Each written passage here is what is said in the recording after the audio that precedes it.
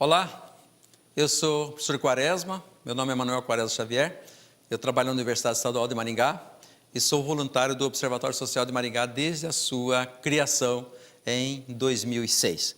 Portanto, hoje aqui nós vamos conversar um pouquinho, deixar aqui uma mensagem para vocês da importância do trabalho do Observatório Social para a sociedade como um todo. E o tema de hoje a gente poderia chamar o seguinte: o Observatório Social de Maringá e a Lei de Responsabilidade Fiscal. Eu sempre gosto de começar esses trabalhos dizendo o seguinte: que relação pode ter, por exemplo, o Observatório Social de Maringá e a Lei de Responsabilidade Fiscal? A primeira pergunta é essa. Primeiro, o que é o Observatório Social de Maringá? Bom, o Observatório Social de Maringá, ele fiscaliza as contas públicas. E a Lei de Responsabilidade Fiscal? Qual é o objetivo da Lei de Responsabilidade Fiscal? Bom, vamos entender duas coisas. Primeiro, observatório, vem do verbo observar. Social, a sociedade. Ou seja, é a sociedade observando as contas públicas, né? E aí vem a Lei de Responsabilidade Fiscal. Qual é o objetivo principal da Lei de Responsabilidade Fiscal? Que nas administrações públicas haja equilíbrio de suas contas.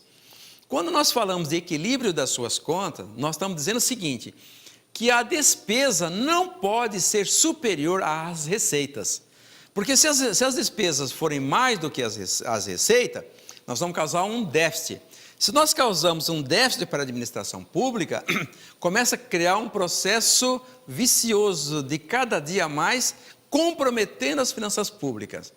Antes de 2000, no nosso país, nós temos exemplos das mais diversas cidades brasileiras em que o déficit a cada ano aumentava. Ia chegar num ponto que ficaria o quê? Insustentável.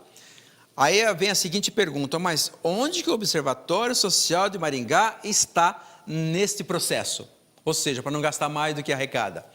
O Observatório Social de Maringá está nesse processo, mas no seguinte aspecto: para que os gastos que são feitos pela administração pública, eles sejam feitos de maneira condizente com a lei, que respeite a lei.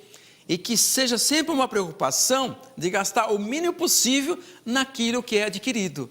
Porque o que nós temos visto aí no dia a dia, em termos de Brasil como um todo, é que existe, por exemplo, superfaturamento das obras, por exemplo. Superfaturamento de compras. Tá? Então, nesse processo aí é que entra o observatório.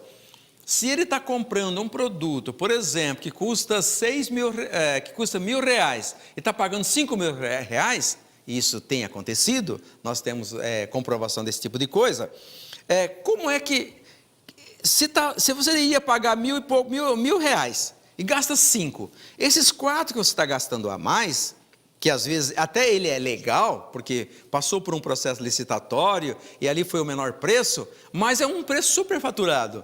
Então, nessa forma aí, já está gastando um valor que já está comprometendo o quê? A receita. Ou seja, isso está aumentando a sua despesa, consequentemente, se assim continuar, vai poder gastar mais do que está arrecadando. Então, o primeiro aspecto é nesse sentido. Aqui nós colocamos o seguinte: novamente, aqui a gente coloca o seguinte: para que o observatório possa fazer essa atividade, ele está alicerçado pela legislação. Ou seja, desde 1789, já tinha alguma exigência na Declaração dos Direitos do Homem e do Cidadão, que todo cidadão tinha o direito de prestar conta, de conta ao agente público, né? A Constituição Federal também de 88, ela estabelece esses direitos. A Lei de Responsabilidade Fiscal, ela também trata desse assunto, e que aqui é o nosso foco principal, né? O Estatuto da Cidade e a Lei de Acesso à Informação. Então, essa legislação, ela permite que você possa fazer esse trabalho de fiscalização para evitar que haja um desequilíbrio das contas públicas, ou seja, gasta mais do que arrecada. Bom, quais os principais objetivos da nossa conversa aqui hoje? Primeiro, identificar a relação entre o Observatório Social de Maringá e a Lei de Responsabilidade Fiscal. Depois, que o Observatório Social de Maringá fiscaliza a correta aplicação dos recursos públicos. tá? Que a lei de responsabilidade fiscal estabelece limites das contas públicas, que os recursos públicos pertencem à sociedade. Então, quando você junta todos esses aspectos, você chega à conclusão da importância desse trabalho no contexto da sociedade como um todo. Tá? Vamos lá, vamos por parte. Primeiramente, quanto ao objetivo do Observatório Social, que os gastos sejam realizados respeitando os princípios constitucionais. Bom, nós sabemos, primeiramente, que os princípios constitucionais, que estão lá no artigo 37 da Constituição Federal, né, quando você começa o princípio da legalidade, da impessoalidade, princípio da moralidade, né, esses três aí já dá uma base para que nós possamos entender. Às vezes é o seguinte, num processo licitatório, pode haver um processo licitatório que ele é legal, ou seja, o que é legal? Legal é assim, quando o menor preço, você vai participar de um processo licitatório. Tem 5 participantes lá. Desses 5, um dos 5 deu um menor valor, um menor preço para um determinado produto. Então, esse menor preço é legal, porque passou pelos 5, os demais deram um preço mais alto, então aquele menor preço que vai ganhar o processo licitatório. Só que esse preço, do ponto de vista, embora seja legal, se nós formos ao mercado e for verificar realmente aquele produto, nós vamos perceber que aquele produto está o dobro, o triplo do valor que você está pagando. Por que eu vou ao supermercado, por exemplo, compro um produto lá que custa R$8 e por que o poder público vai lá e paga 12? O mesmo produto. Isso ocorre nos processos em alguns processos licitatórios. Tá? Esse cuidado deve ter, ou seja, ele é legal, porém imoral. Por que eu tenho que pagar mais sobre isso aí? Tá? E outro princípio importante, da impessoalidade. Esse princípio deve ser respeitado no seguinte aspecto, porque às vezes no próprio edital, que está ocorrendo um processo licitatório, pode haver um direcionamento. A Constituição Federal diz que tem que ser impessoal, ou seja, eu não posso direcionar uma compra para A, B, C, ou seja, todos têm direito à participação desse processo. Então, é nesse aspecto que deve ser respeitado esses princípios constitucionais. A pergunta é a seguinte: está sendo respeitado? Para verificar se realmente está sendo respeitado, tem que verificar em loco, ou seja, os processos, entender os processos de licitação, desde o edital, do certame, do contrato, até na entrega dos produtos. Tá? Porque esse gasto, ele aumenta justamente por causa disso. Muitos gastos, por exemplo, às vezes você ganha uma licitação pelo menor preço, até o menor preço que é do mercado. Se um mercado lá custa 100, eu, consumidor, vou lá e pago 100. Tem alguém que vai lá querer vender poder público por 80, só que na hora de entregar, não entrega a quantidade que foi contratada. Esse também é uma preocupação, ou seja, está havendo gastos desnecessários. Bom, quanto ao objetivo da lei de responsabilidade fiscal, não gastar mais do que arrecada. Bom, é um princípio do equilíbrio. Para isso, essa lei traz limites, por exemplo, de gasto. Você não pode gastar mais do que tantos por cento, por exemplo, da folha de pagamento. Aí vem aquela preocupação seguinte: quanto que já se gastou, né, no primeiro quadrimestre, por exemplo? Você gastou tanto.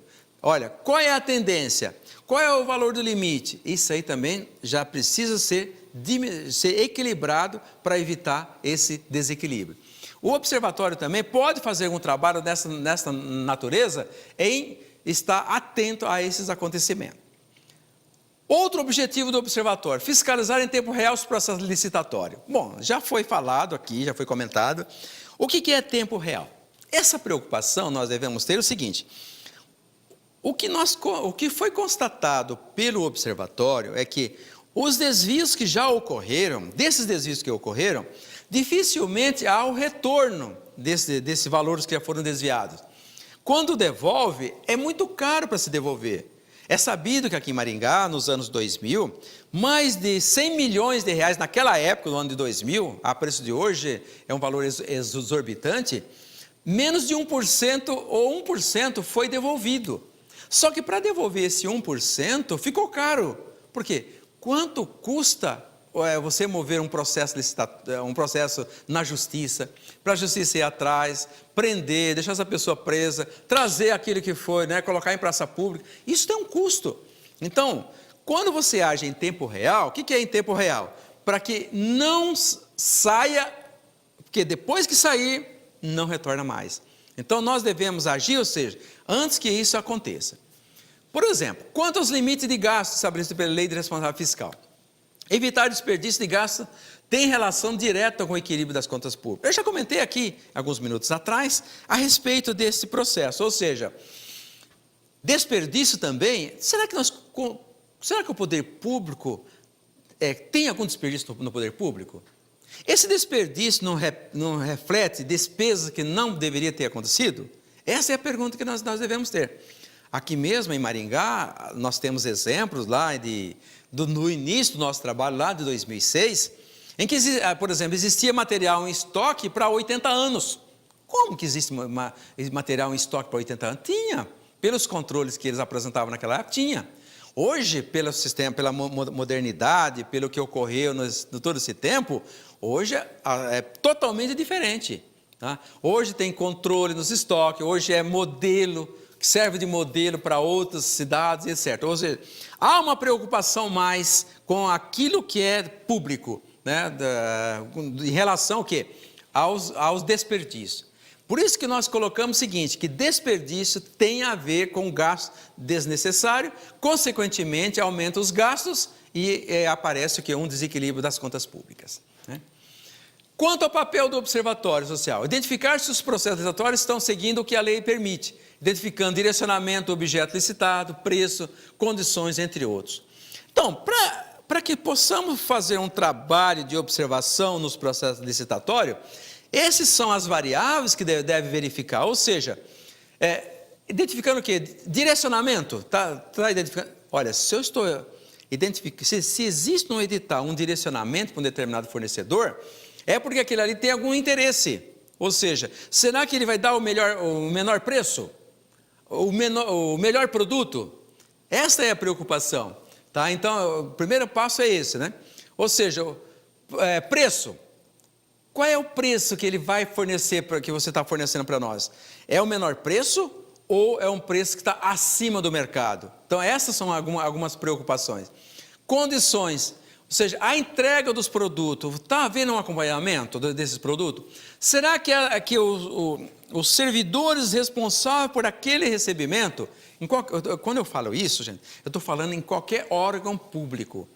Será que aquela entrega daquele produto, daquele serviço contratado, realmente está sendo entregue conforme foi acordado entre as partes em contrato? Nós temos experiência de que muitas pessoas, por exemplo, não faz questão. Nós temos um exemplo aqui desde o início dos trabalhos do observatório, que em algumas escolas, por exemplo, não tinha balança. E, como se sabe, se comprava gêneros alimentícios, e nesses gêneros alimentícios, por exemplo, comprava alguma coisa por quilo. Então, quando o fornecedor vinha entregar, não se pesava o produto. Agora, a análise que se fazia era uma análise visual. Olha, por exemplo, carnes, entregou a carne. Ah lá, a carne está ali. Ah, se está ali, então eu vou receber. Mas quantos quilos está entregando? Na nota fiscal vem lá discriminado, olha, 40 quilos de carne. Mas será que tem 40 quilos de carne mesmo ali? Então, no início, tinha esses problemas. Será que esses problemas não ocorrem em outros municípios, por aí? Será que não está acontecendo agora?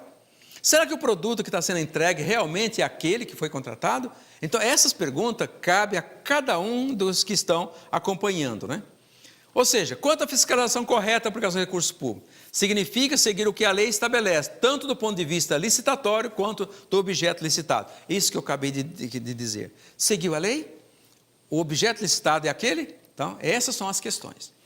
E para concluir esse raciocínio aqui, com relação à interação entre o Observatório Social e a Lei de Responsabilidade Fiscal, quanto ao papel de cada cidadão nesse processo, o que você pode fazer? O que nós podemos fazer? Ou seja, perceber que ele é parte. Primeiramente, eu tenho percebido, e aí já vou falar até como professor, que muitos cidadãos não percebem que ele é parte desse processo, que ele é dono disso aí, que ele paga os tributos, que ele também tem a obrigação de saber. Ele não sabe disso.